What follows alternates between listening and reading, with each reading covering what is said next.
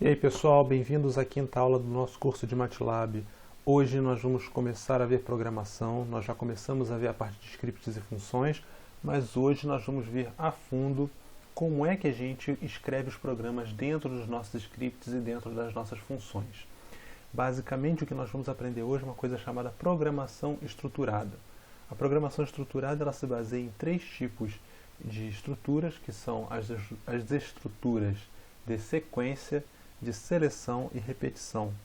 Basicamente, essas estruturas nos garantem que nós vamos escrever programas sem ter problemas em relação a um código ficar muito confuso. Tá? Eu estou abrindo aqui um editor de diagramas e eu vou mostrar para vocês, de uma maneira gráfica, o que significa a gente trabalhar com as estruturas de sequência, de seleção e de repetição. Tá? Vou fechar isso aqui, abrir um novo documento. E o que acontece é o seguinte, tá? Nós vamos fazer um flowchart, né, um fluxograma. E começando pela estrutura de sequência. A estrutura de sequência nada mais é do que eu fazer duas instruções de sequência, tá? Duas instruções ou blocos de instrução. Eles têm que ficar um atrás do outro. Eu executo uma instrução, executo uma segunda instrução, executo uma terceira instrução e assim por diante eu vou compondo o meu programa, tá? Essa é a primeira estrutura, que ela é a mais básica. Bom, eu não vivo só disso no mundo da programação, muito pelo contrário, eu preciso tomar decisões, eu preciso que haja pontos em que eu vou tomar uma decisão baseado nos dados que eu li previamente. Então, para isso, nós precisamos da estrutura de seleção. Tá? Então, a seleção ela é representada por um losango no nosso fluxograma. E ela vai ter duas saídas. Uma, no caso do teste ser verdadeiro, e outra no caso do teste ser falso. Então aqui está, nós temos uma saída para o verdadeiro, outra para o falso. Normalmente está representado desta maneira, saindo do ladinho aqui ou de baixo, tá? E aqui vou representar em inglês true e false.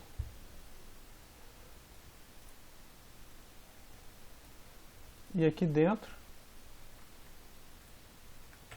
eu tenho um teste. E isso sempre virá de alguma coisa que aconteceu antes, tá? Então, se nós analisarmos esse nosso segundo fluxograma da nossa estrutura de seleção, que é este aqui que eu selecionei agora, o que nós vamos observar? Nós estamos vindo de alguma situação que gerou um resultado, é feito um teste sobre esse resultado. Quando o teste retorna verdadeiro, eu executo uma determinada instrução ou grupo de instruções, tá? Essa caixinha pode não ser uma única instrução, ela pode ser um grupo de instruções também, um conjunto, um bloco. Ou, caso o resultado seja falso, ele vai executar um outro bloco de instruções. O que é importante é que depois disso, os dois vão executar o exato mesmo bloco subsequente.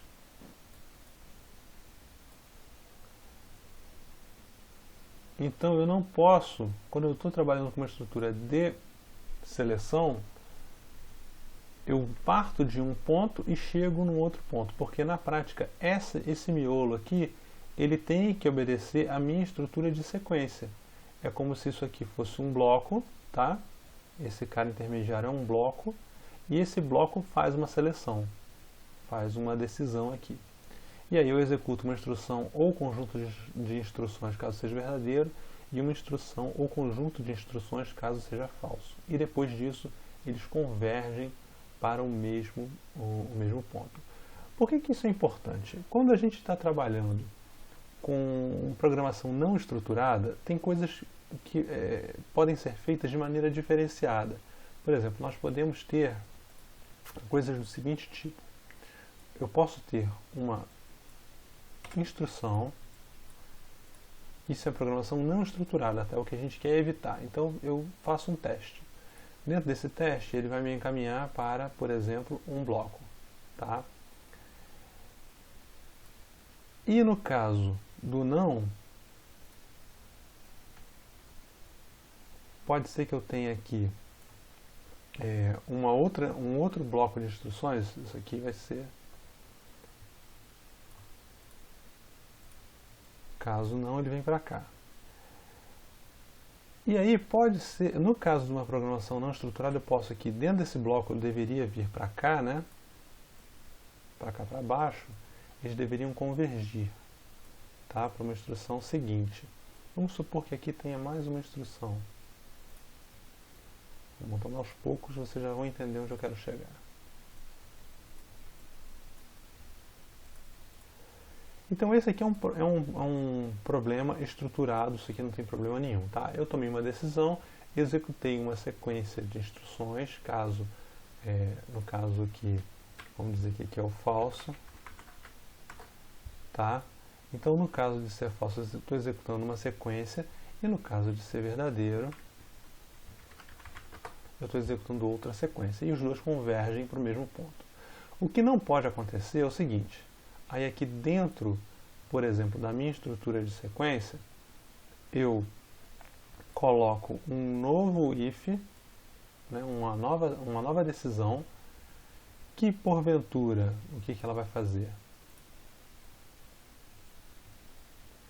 Em vez de eu vir para cá, né, em vez de eu dar sequência naquilo que eu estava fazendo, e aí convergir para o meu código que está seguindo aqui,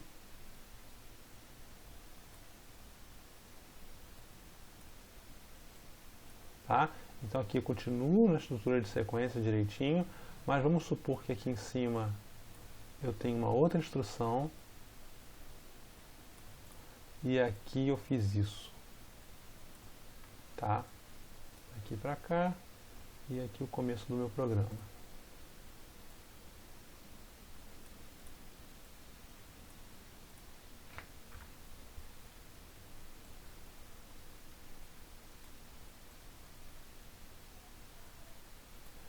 Então, essa saída aqui, ela não é permitida, tá? Um programa estruturado não pode fazer isso. Por quê? Eu estou desobedecendo minha estrutura de sequência. Eu estou executando um bloco. Essa caixa aqui deveria ser um bloco, e eu deveria sair para minha próxima instrução, que está aqui embaixo. Mas no meio eu decidi fazer um pulo para uma instrução anterior. Tá? Então, isso não é permitido. Isso é um programa não estruturado. Quando eu começo a fazer esse tipo de coisa, o programa começa a ficar confuso, começa a ficar complicado. E imagina que eu tenho um único lugar onde isso acontece, mas se eu tiver muitos lugares onde isso acontece, isso vai dar muito problema, tá? Vai ficar difícil ler o código. Então, isso aqui é um código não estruturado que eu não quero utilizar. Vamos voltar aqui para o meu caso estruturado.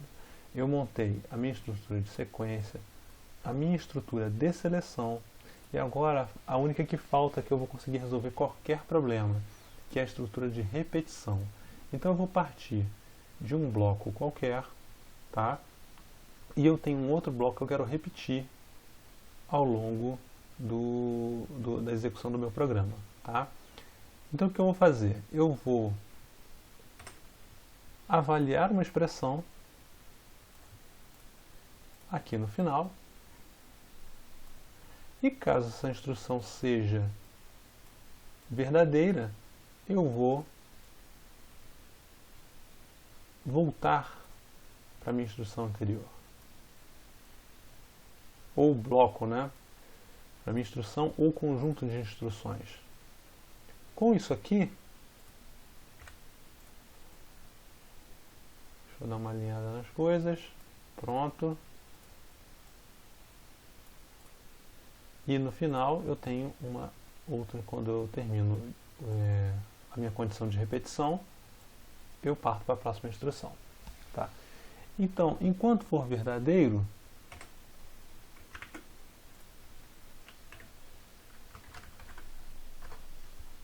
eu estou repetindo.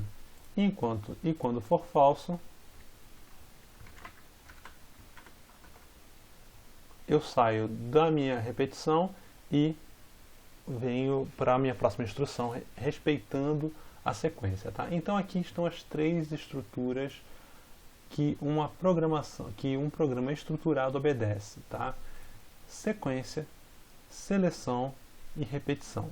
Seleção também chamada de decisão, tá? Porque aqui eu faço decisão para onde eu vou. E aqui, usando já a minha estrutura de decisão, eu faço com que ele volte e reexecute um passo ou um conjunto de passos que ele deseja. Tá? Isso aqui é o básico, isso aqui que a gente vai fazer. Tá? Então, um programa estruturado ele faz esses três tipos de estrutura, esses três tipos de operação. Tá? Eu quero, antes da gente pegar na programação direto, eu quero ver com vocês uma coisa chamada tipos. Eu quero falar de tipos com vocês. Então, o MATLAB ele tem tipos de dados que são colocados. A gente já falou das matrizes, tá? E normalmente as matrizes são matrizes de double, mas nós temos vários tipos que o MATLAB se utiliza. Isso vai ser importante para a gente poder estar trabalhando com os dados, né, com as variáveis que a gente precisa para os programas. Então, o primeiro tipo que eu quero colocar é o mais básico, é o int, que é o inteiro, que são valores que não tem ponto decimal, não tem ponto flutuante, nem ponto fixo. Quer dizer, exemplos de inteiro são 2, 3, menos 1, 0, isso tudo são inteiros, tá? Esse é um tipo de dados do MATLAB. Eu tenho os floating points, float e double, tá? Precisão simples e dupla precisão. Normalmente aqui são 32 bits, aqui 64 bits, tá? O que eu tenho? A representação dos dois é igual, 3.14, por exemplo, e pontinhos, pontinhos, o pi, né, que a gente conhece, menos 2.78, aqui são representados por pontos, tá? Outro exemplo, 0.33333, são todos de pontos flutuantes, tá? Tipos de pontos flutuantes, de tipos numéricos de ponto flutuante, que também são utilizados. Outro tipo são os complexos. Complexo a gente representa através daquela famosa sintaxe, né? A mais BI ou A mais BJ. J também serve. E, por exemplo, eu posso representar 1 mais I, é um número complexo. Eu posso representar o próprio I, é um número complexo. E assim por diante. Eu posso fazer todas as minhas representações de número complexo, tá? Eu tenho o tipo lógico. O lógico ele é representado como o resultado de uma expressão lógica. Nós vamos ver daqui a pouco, quando a gente estiver olhando a estrutura de seleção, vamos olhar os testes lógicos, tá? E o resultado que são feitos dos testes. Mas eu já posso adiantar para vocês que, por exemplo, quando eu tento ver que se 2 é igual a 2, o resultado disso é o 1, mas não é o 1 inteiro, é o 1 lógico, que significa basicamente true, tá? E se por outro lado, tá, eu quiser testar se 2 é igual a 3, o resultado disso é 0, mas não é o 0 inteiro, é o 0 lógico, querendo significar false, tá? Então, 2 igual a 2? Sim, retorna 1, que significa verdadeiro. 2 igual a 3? Não, retorna 0, que significa falso, tá? Temos os caracteres strings, né? Char e string, que nós representamos entre aspas, tá? Água, abacate, e assim por diante. E agora nós temos os tipos agregados. Os tipos agregados quer dizer, nós já vimos as matrizes, tá? As matrizes agregadas quer dizer porque eles comportam mais de um valor na área de memória. Então são tipos agregados. Nós temos as matrizes, que nós já vimos. Agora, nossos programas vão precisar de tipos estruturados heterogêneos. As matrizes são estruturas homogêneas. Eu tenho uma matriz de int, uma matriz de double, uma matriz de complexo, uma matriz de caracteres. Uma string, por exemplo, é uma matriz de caracteres, é uma matriz de uma linha, n colunas. Tá? Mas nós podemos ter matrizes de... por exemplo, quando eu faço assim, 1, 2, 3, isso é uma matriz de inteiros. Né? Quando eu faço 3.14, 2.78, é uma matriz de double ou float, tá? E assim por diante. Mas, por exemplo, é ruim fazer matrizes de strings, porque todos os strings terão que ter o mesmo tamanho, o mesmo número de caracteres. Então eu não conseguiria fazer, por exemplo, uma matriz usando água, que tem 4 caracteres, e abacate, que tem 7. 4, 7, isso mesmo. Então, para isso, eu uso um outro tipo de agregado, que são cell arrays. Cell arrays. Que eu represento entre chaves, tá? E aí sim eu posso colocar água, tá? String água. E a minha outra string abacate. Só que o cell array tem uma característica interessante, ele é heterogêneo, então eu posso colocar números aqui, tá? Posso colocar inclusive outro cell array aqui, que contém, sei lá, um outro valor qualquer aqui.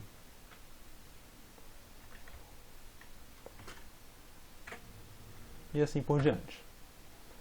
E por fim não, eu ainda vou ter classes, eu vou ter ainda outras complicações, né, outros tipos de dados mais complicados um pouco dentro do MATLAB. Mas eu vou me limitar nesses tipos de dados que nós estamos trabalhando aqui. Tá? Vou parar no cell array e vou parar na realidade nos próximos dois tipos, que é a estrutura e o function handle. A estrutura nada mais é estruturas. Vou chamar aqui como está no manual, struct. O struct é o seguinte, é um agregado heterogêneo também, só que eu posso dar nome aos campos. Então, tipo, se eu crio uma estrutura A, e eu chamo que A ponto, vamos supor que eu quero criar vamos supor que eu quero criar um vetor diferente. Vamos supor que eu quero colocar representar eu não preciso fazer isso no MATLAB porque as operações já me voltam, mas já me dão os números de elementos que eu preciso. Mas vamos supor que eu quero colocar um vetor aqui dentro.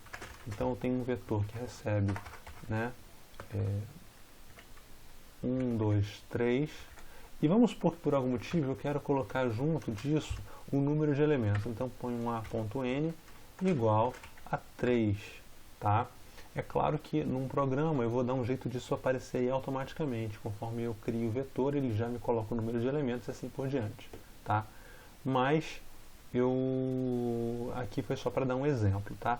E por fim, isso eu vou falar muito passando, só para vocês saberem que existe, e mais para frente, quando precisarmos, nós vamos trabalhar nisso, que é o function handle.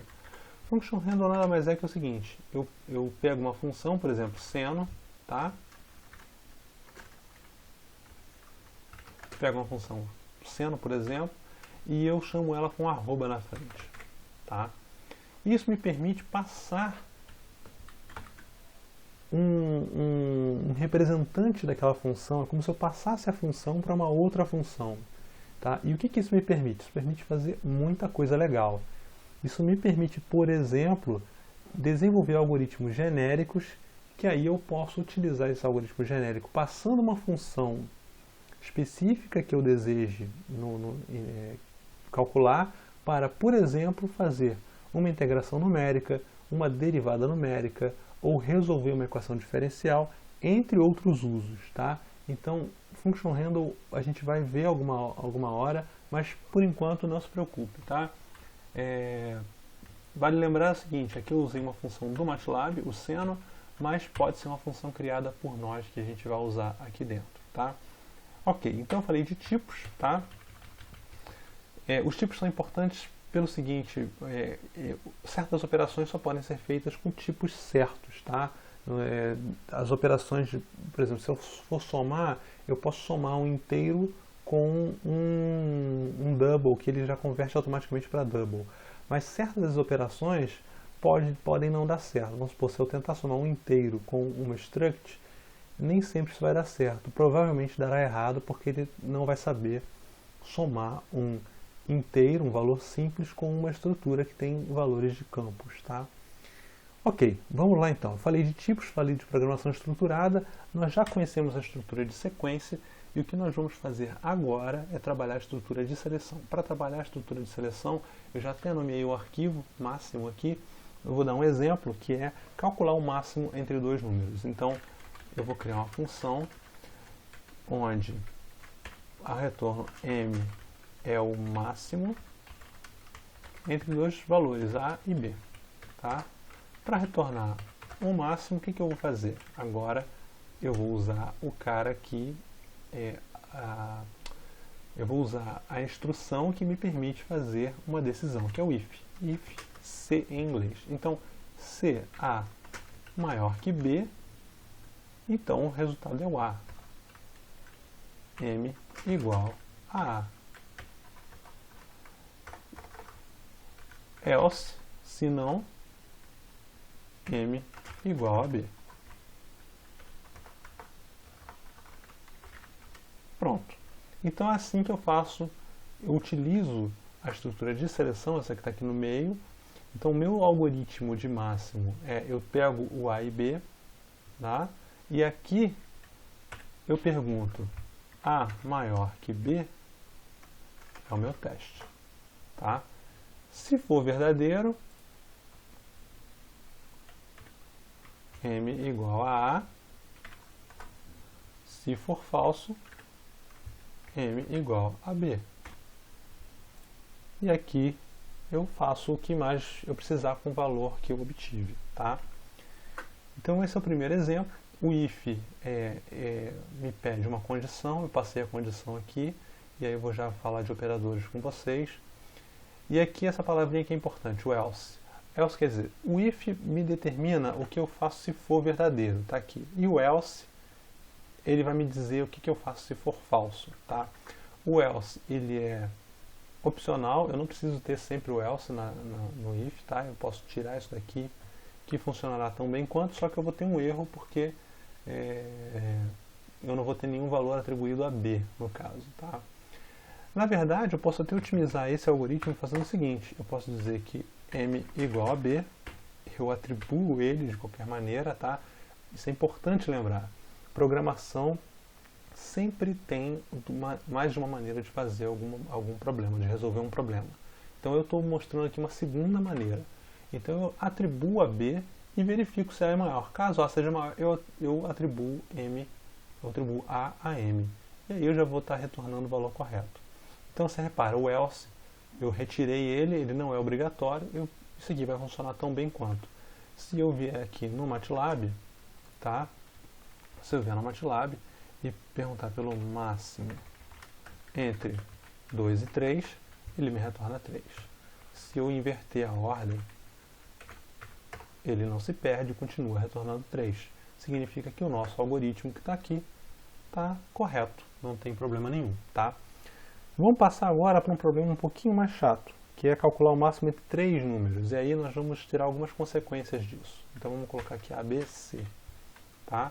Vamos seguir aquela abordagem mais clássica, né, que a gente estava usando antes, usando if else, tá? Para ficar bem claro, e na sequência a gente vai melhorando isso aqui. Então, como nós temos A, B e C, eu começo com se A for maior que B, o que acontece agora? Eu preciso, fiz undo, eu tenho que tirar o C aqui. Se A for maior que B, beleza, eu já tenho a primeira indicativa que pode ser o A, mas isso não é suficiente. Então eu tenho que ver se A também é maior que C. If A maior que C, então M igual a A. Se A maior que B e A maior que C, M igual a A. Agora, e se A não for maior que C? Então eu preciso de fazer alguma coisa. Então A é maior que B. Eu estou aqui dentro, olha, desse braço em que eu tenho certeza que A é maior que B, porque ele entrou aqui. Mas A não é, como eu estou aqui no else, A não é maior que C. Significa então que C é maior ou igual a A, então o maior é igual a C.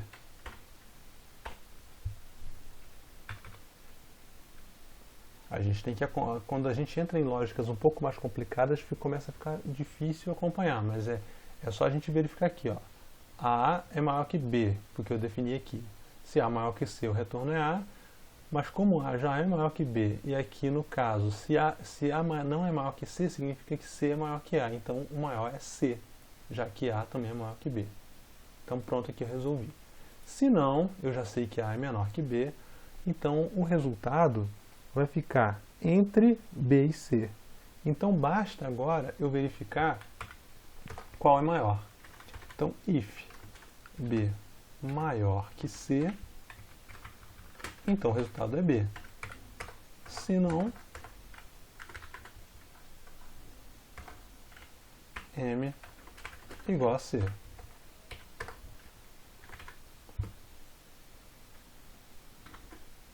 E isso deve ser suficiente para a gente resolver nosso problema.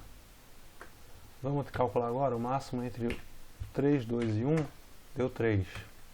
Vamos trocar a ordem, colocar o 3 no meio.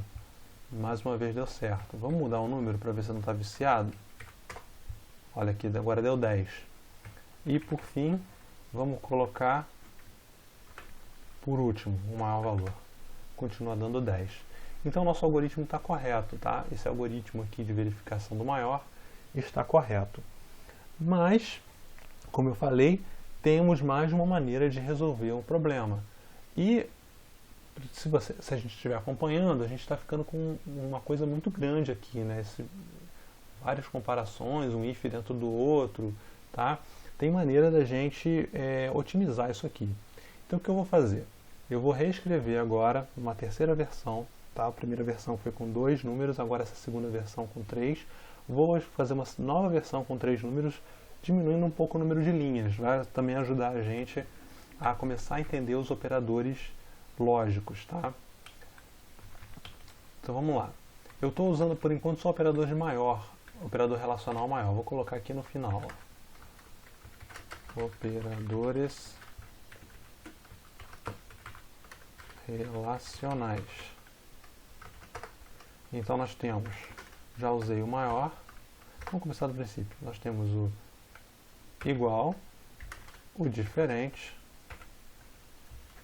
o maior ou igual, menor ou igual. Esses são os operadores relacionais, tá? Vamos aqui, então, agora seguir uma outra linha, tá? Eu agora vou pegar o seguinte, eu tô testando aqui se A é maior que B e estou depois testando se A é maior que C. Vou testar os dois numa única linha. Se A for maior que B e A maior que C, aí seria bom quem puder, eu vou, aos poucos eu posso até ir lembrando alguma coisa aqui de álgebra booleana e tal, mas se você puder estudar, porque não é o nosso foco abordar isso aqui. Então, dá uma lembradinha em álgebra booleana, operadores e ou, tá? Isso é importante. Então aqui, se A maior que B e A maior que C, então o valor que eu preciso é o A. Se não, o que eu vou fazer? Eu já não vou precisar disso aqui tudo, né? Vamos tirar isso daqui. Se A é maior que B e A maior que C, o resultado é o A. Se não, eu tenho que verificar quem é maior. Se B for maior que C, então o resultado é B, se não, o resultado é C. E isso aqui é suficiente, tá? Por quê? Vamos supor, Se B for maior que A, então aqui vai dar falso, ele vai falhar o teste e vai vir para o else. E agora eu já tenho que só verificar de B e C quem é maior. A mesma coisa aqui. Se C for maior que A, esse teste falha, ele vai executar o else e eu tenho que verificar de B e C quem é o maior. E se os dois forem, se B for maior que A e C for maior que A, vai ter os dois falhando e de qualquer maneira eu vou ter que testar aqui. Então, esse algoritmo também está correto. Vamos testar aqui mais uma vez, ver se continua funcionando, tá vendo? Aqui, ó, tudo continua funcionando perfeitamente, tá? Então aqui o máximo de 3, 2, 1 é 3, o máximo de 2, 10 e 1 é 10, o máximo de 1, 2, 1, 10 é 10. Então o algoritmo continua funcionando. Vou mostrar para vocês uma outra coisa. Para eu não ficar fazendo esse tipo de bloco um dentro do outro, eu posso, se fizer sentido para o meu programa, e nesse caso aqui faz, eu posso usar uma palavrinha que chama else if. Tudo junto assim, ó, else if. E agora eu posso reidentar isso aqui para trás. Esse último end não é mais necessário, tá? E agora eu fico com uma escrita muito mais organizada, tá? Então eu faço a minha primeira condição. Se ela for verdadeira, eu executo. Caso ela seja falsa, eu tento executar essa aqui, tá? A segunda, m igual a b, se não, por último, m igual a c.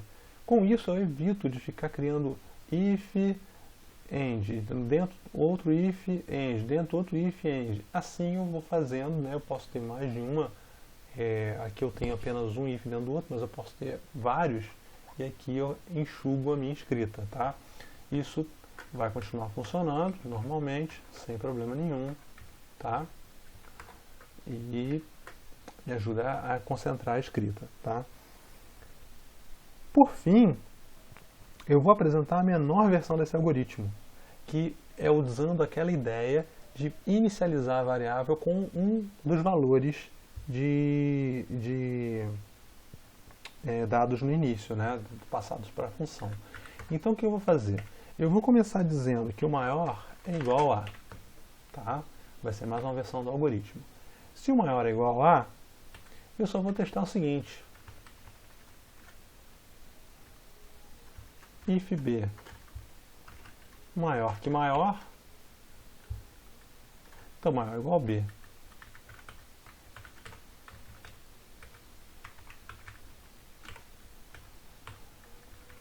Repara só, eu disse que o maior é igual a. Agora eu vou testar se o B é maior do que o maior que eu já defini. Até agora o maior é o A. Se o B for maior do que o maior, então o maior é o próprio B. Correto.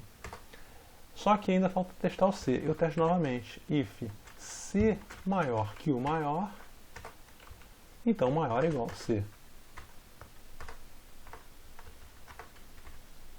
E assim eu resolvi meu problema.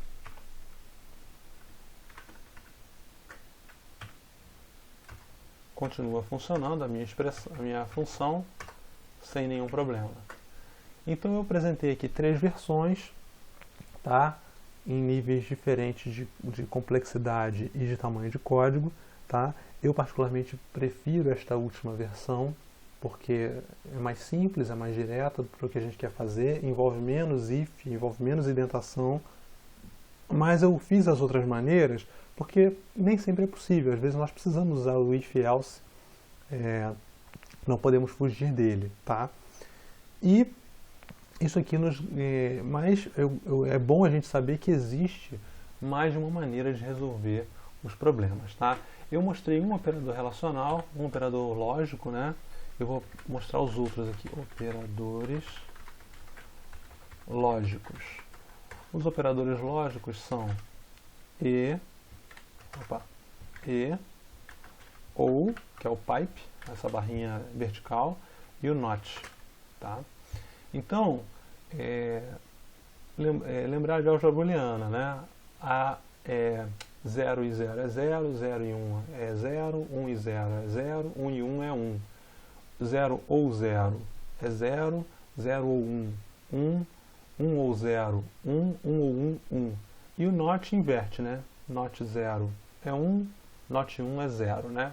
Not que eu estou falando 0 e 1 Entenda 0 como falso, 1 como verdadeiro, tá?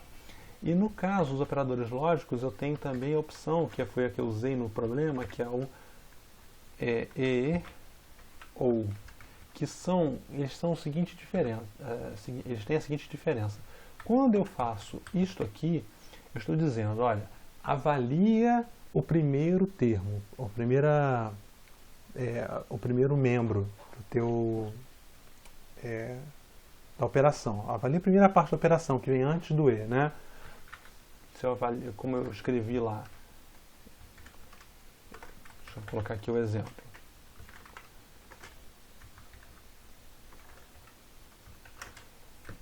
Então, eu fiz assim, A maior que B e A maior que C. Quando eu uso, se eu usasse E, apenas um E comercial, né, ele executaria essa, avaliaria essa expressão, avaliaria depois essa expressão e depois faria a conta. Como eu usei com 2, significa o seguinte, ele avalia essa expressão. Se esse cara já for falso, ele nem executa a segunda, porque ele já sabe que o resultado é falso. Ele executa só o primeiro. A mesma coisa para o ou. Tá? O ou, se o correto fosse esse, né? Vamos supor que aqui foi falso. Se aqui foi falso, ele precisa executar o segundo para ver o que vai ter no segundo. Mas se aqui for verdadeiro, ele nem executa o segundo, ele vai direto para a próxima instrução. Então, aqui nós temos os operadores que eles são chamados de short circuit, ou em português, curto circuito. Tá?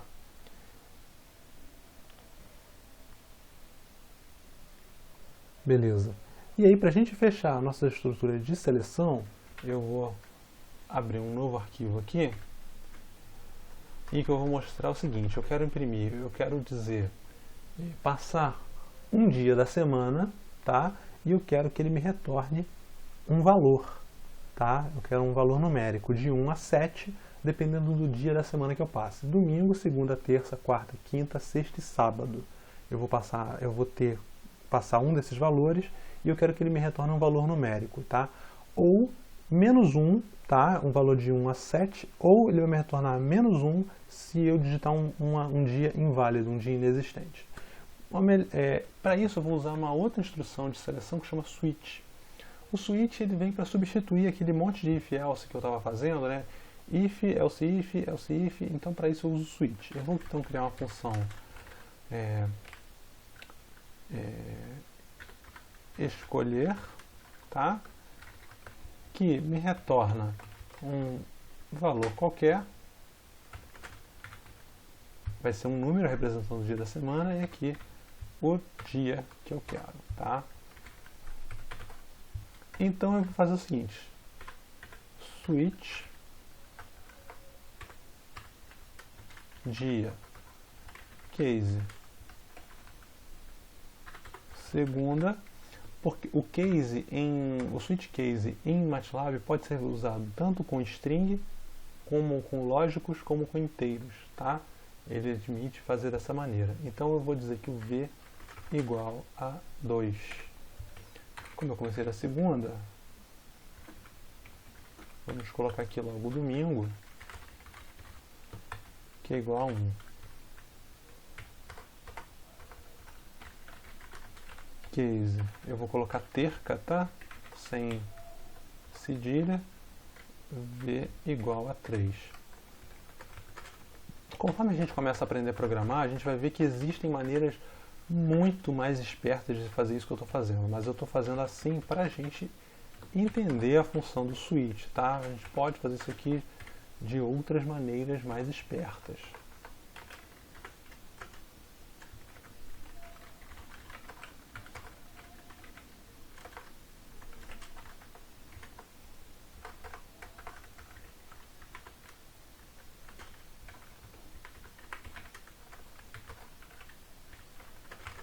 V igual a 6, estamos quase acabando já. Case sábado, sem acento também, que nem na terça sem cedilha, no sábado sem acento. V igual a 7. E aí, para finalizar, eu vou ter o cara chamado otherwise. Quer dizer, caso contrário, caso nada disso aqui, caso eu tenha recebido um valor esquisito, que eu não sei o que é, eu quero retornar menos 1. Pronto. Imagino que agora eu preciso do end. E vamos testar a nossa escolher dia. Escolher .m, salvo. Escolher.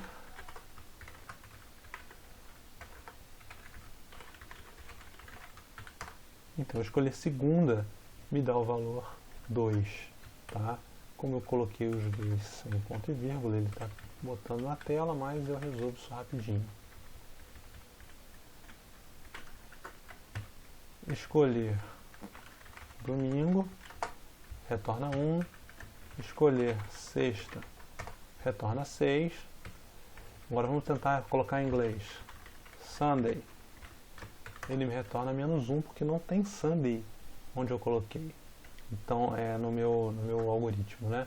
Então ele representa por menos 1, que é o valor de erro, né? Caso me dê um erro, ele vai me retornar menos 1. Então, gente, nós vamos ficar por aqui com essa aula. Nós conseguimos cobrir aqui a estrutura de seleção, tá? Nós vimos também os tipos numéricos que são utilizados. Nós vimos o if, else, else if, switch, tá? Vale a pena dar uma lembrada em lógica booleana. Os operadores, eu apenas escrevi aqui, não fiz um tratamento extenso dos operadores, nós vamos fazendo isso aos poucos, tá? E aí, vale a pena dar uma estudada em álgebra booleana, tá? Isso ajuda a gente a entender como usar os operadores lógicos, tá? E vamos para a próxima aula falar da estrutura de repetição. Valeu, gente, obrigado, até a próxima.